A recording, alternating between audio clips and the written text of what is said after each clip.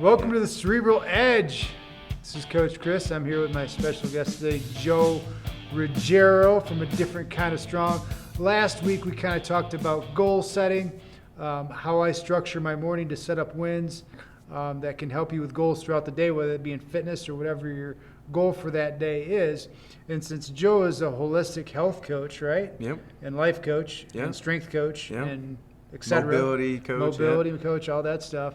I wanted to get kind of his take on how he structures his own goals and his clients' goals. So go ahead, take it away. Yeah. So just for myself, coming into the new year, the New Year's resolution thing is not really big for me. I kind of set goals as I approach them, and I say that in the sense where it's not bad, and I wouldn't take anything away from having a checkpoint of when you're going to start something or when you're going to end something. But for me, my goals kind of come to me as I go through life. Yeah. So like say recently, like we were just kind of talking before, I'm trying to get my squat perfected in the sense where I'm doing the weight I want to do, I'm going as low as I want to go, and I have the power that I want to have where I want to have it and when I want to have it. So it wasn't really a goal of mine until probably I started feeling this little tweak in my back just a little bit because I was putting too much load in my lower back when I was going deep with heavier weight. So I'm like, all right, my goal now is to increase my flexibility in my range in my hips, to figure out what it is within my depth that I'm stuck on. Why can't I get lower? Is it a mental thing? Is it a physical thing? And then just to put the proper workouts in place to be able to grow in that way. So see, what I want you guys to realize what he just did there, right? He broke it down to minute details, so you got very specific, right? So I imagine with your people, you get very specific on whichever goal that they have to do, whether it be, get more power out of the bottom, or whether it be shed 10 pounds, or however, whatever their maybe is putting in more muscle, right? Yeah. So whatever their goal is, you get very down, detailed, specific with it, right? I mean, the more weight that you can give your goal, so the more you can envision it, the more you can explain it, the more that you can break it down into little minute pieces, the more obtainable that goal is, hands down. And that's just from my own experience. And then working with other people, the more I can sit there and we can talk about it, help clarify it and the reasons why, the stronger their resistance when it comes to things that end up taking place of it, like life gets in the way. But if you are very focused, you're very certain, you have a clear vision of what this goal is or what it looks like or what it's going to take to achieve it, then all those things in life start to just kind of be the side stuff. Yeah. Versus your goals being the side stuff. Yeah, because right now we're talking about the New Year's resolutioners, right? And the new shelf life for a new lifter is about 6 weeks. Yes, if that sometimes. And a lot of the reason is because of what you're detailing right there. They're kind of in, they really don't know what they're doing, right? Yeah. And all of a sudden they want that result right now. Yep. They don't want to wait. They want to just get after it, right? Which can sometimes be of their detriment. Oh, big time. I mean, everybody hears it. We've all said it to some point in our lives to one of our friends or somewhere down the lines. Comparison is the thief of all joy. So if you have these goals, especially going into the new year with New Year's resolution to lose weight, to become stronger, to have a certain type of physique, if that's your goal, then you can't go into the gym comparing yourself to guys that have been working out for 10 years, 5 years, even a year before you were there. That person's gonna have that little bit of extra step ahead, that little bit of edge that you don't have just yet. So it's not good to compare with other people. There's no reason for it. It just takes away from your own energy, from your own positive outlook on what you wanna do. Yeah. That's why I think it's so important when people go to the gym that they have a log of what they do, right? And don't worry about what everybody else is doing, right? If you have a good trainer that gave you a good program of what you're supposed to be doing, look at your what you did each week, right? And compare yourself to your old self, right? Because if I sit there and I go in and I compare myself to like some huge, Ronnie Coleman or something like Yeah, that, it's gonna be I'm going to ridiculous. go, gosh, I'm just never going to get there, so I might as well Yeah. stop, right? But if I just look at those little goals and go, you know what, I did 9 reps last time, and this time I got 10 reps, right? That's something positive and encouraging, right? Yeah. I find that with my clients too, when I'm training my clients.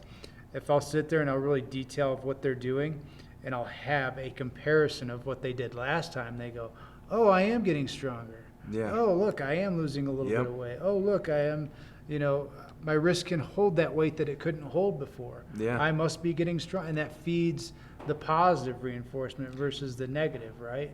Which we see 100%. a lot of. The negative is so easy to track, and actually it just catches our attention so easily. Mm-hmm. Like what you just said, where you recap with your clients and stuff and go over like what they have done. Mm-hmm.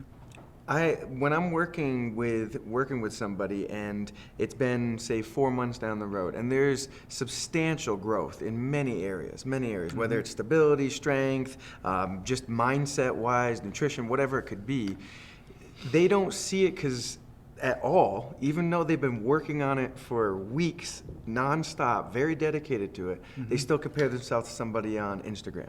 They compare themselves to somebody on Facebook, or even a friend of theirs or something. Yeah.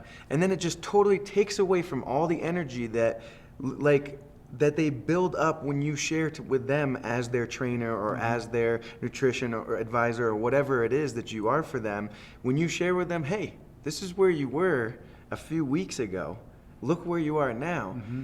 You can see almost a switch happen to them. Yep. Where all of a sudden they get a little lighter, they get a little more pep in there, the chest comes out a little bit more, they get a little more excited about it. Yes. But then as soon as they open their phone, I use that as an example because it's one of the things that we do mostly. As soon as they open it, bam, you can see like the weight starts to come back on, the head starts to come down because instant comparing. Oh, yeah, absolutely.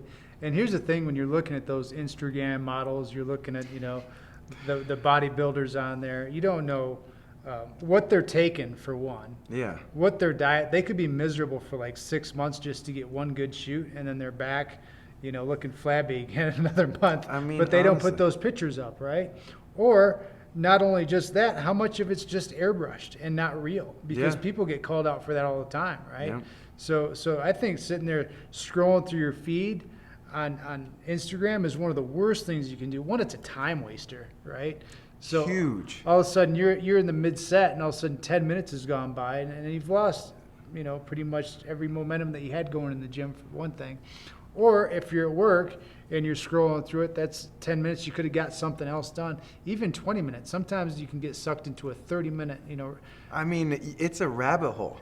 And honestly, if you are at the gym with enough time where you're looking at your phone, I wanted to say this real quick because it is Yeah. a big thing out there. If you have enough time in between your sets where you're looking at your phone and you lose track of time and you're losing your focus, you aren't present. You aren't going to be able to obtain your goal. You aren't there for you. Who is the most important person in the world to you is you, because without taking care of you, you can't do anything else.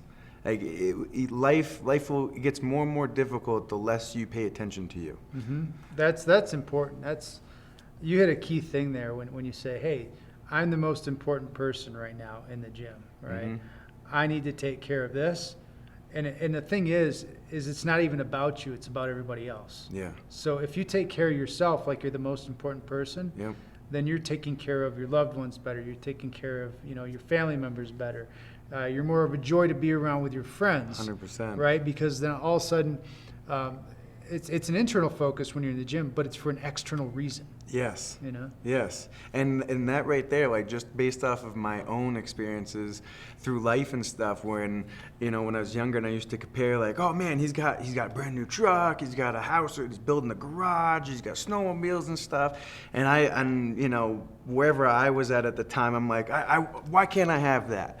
But that right there, like you were just saying, even when in present of your friends or your family and stuff, it makes it so that you have this like negative vibe around you. You have this like, what I picture is off of Charlie Brown. What's that kid with all the dirt around him? Pigpen. Pigpen, yeah. It's kind of like that. You get that negative energy kind of Don't be a floating around pigpen. you. Yeah, exactly. Don't be a pigpen with all that. when you can just take care of you and you don't compare to the outside, people start to look at you more. People start to pay attention to that because you are just paying attention to you. You're focused on you. And people get jealous of that, which is, they get jealous of it in this sense. And maybe it's not jealousy, maybe is a strong word for it, but it's the only word I have for it right now. But I see people, because they compare themselves to so many other people so much, when there's somebody that's confident about themselves, somebody that takes care of themselves, it's like a gravitational pull. Like you can see people who are drawn to that person, or I mean, not to talk highly of myself in that way, but even to myself, where I see people that are drawn just because I could care less what anybody else thinks. And why not? Because people don't talk about themselves high enough, right? Because of that comparison aspect. Yeah. Coming back to that, right? Because they'll be like, well, I don't have those muscles, or I don't have the definition that that person has. It's like, again, comparing, right? It's like, well, what were you like last week or last month, right? And do you have better definitions than you did last month? Yes, right? exactly. Because as soon as you take that external and you go, oh, negative, right? Instead of positive, going, even take this mindset of just going, hey, one day I'll get there. Yes. Right? Versus going, oh, I'll never get there, right? I mean, everything besides comparison is within self-talk. So I think self-talk also comes with that comparison a little bit.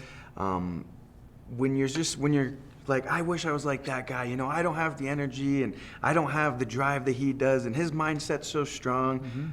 Well, okay, so that's where you feel he's at. So what are you gonna do to create that in you? All you have to literally do is start by saying, I can do that. I am active. I am energized. I do have a strong mindset. That's all it takes, is just changing that around. And for a beginning, it might be a pretty difficult to push through that, for a while, and just trump those negative words, that negative energy all the time. But it's something that's worth doing, because eventually it will turn around where, wow, I am that guy now. The guy that I thought this guy is, which you have no clue who he is, what his background is, or anything about him. But this thing that you created him for you, now you are becoming that. Yeah, absolutely. And it's, I heard it the other day, and it was like, talk to yourself like you talk to your friend. Yeah. Right? Because so many times we get down on ourselves and just saying like, what a piece of crap you are, or, I didn't do this. So, I mean, it's just so, it's like, would you go to your friend and say, man, you're just so fat? Yeah. Probably not. I mean, it's so rough too, that internal mindset, because that's one thing I have to say that was the most struggle for me in life. Like, now I'm like, you know what? Like, this is just where I'm at. Like, I'm still driving forward. I still am trying to achieve these goals. If anything, I've gotten better to, I've learned things along the way to be able to achieve these goals, because they might have been, pretty big to obtain at the moment. But it has so much to do with just changing the words. Yeah, absolutely. I can't even push on that enough for everybody. Change your vocabulary for yourself. All right, sweet. So for goal setting, mainly we got is get specific. Yes. Right? Whatever you want to do, make sure you have the detailed plan to get there. Right? Whether it be strength, weight loss, whatever it is. Write it down and be realistic about it, right? Don't say 100 pounds in 4 weeks, right? Yeah. Be like, hey, I mean, that's the overall goal. That might be the overall goal, right? But what's the obtainable goals we can do to achieve that? Yeah. Number 2, stop comparing, right? Or compare yourself to only yourself and not to anybody else, right? Yeah, there's really only 2 different types of comparisons that are helpful in this world, and it's comparing you to you and things to things. It's not comparing you to anybody else. Yeah. Get off the cell phones all the time, right? Stop scrolling with it. Stop looking through Instagram. Look at the models and the bodybuilder guys and liver kings and everything like that. That's on all kinds of different things. And then who knows what they're airbrushing. Yeah. So just compare yourself to yourself. And then finally, third, we kind of touched on was kind of self-talk, right? Talk to yourself a little bit better, right? Get rid don't of that lie negative. to yourself, right? Say, yeah, I've got a little bit of weight to lose or something, but don't sit there and talk derogatory to yourself, right? I mean, that was big. What you just said is don't lie to yourself. So just be real to the situation. So Just because you're overweight, say, just for an example, 60 pounds overweight. I'm overweight.